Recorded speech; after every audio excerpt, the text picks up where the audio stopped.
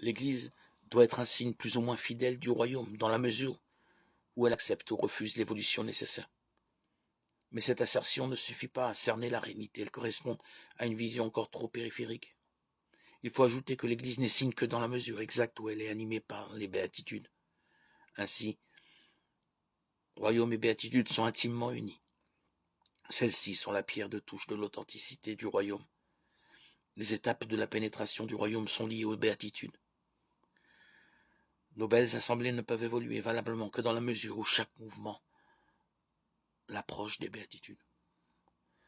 On ne connaît que trop certaines évolutions régressives de la part de certaines communautés. Les temps de collusion avec le pouvoir établi, les temps d'enlisement dans l'institution, les temps de confiance en soi, ce sont toujours des temps où, de quelque manière,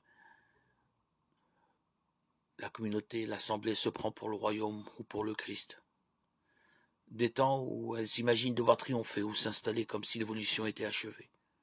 En ces temps-là, les béatitudes ne sont plus la norme de la vie de la communauté. Certes, il peut y avoir, et il y a toujours des témoins, des béatitudes qui permettent aux belles assemblées de porter quand même un témoignage du royaume.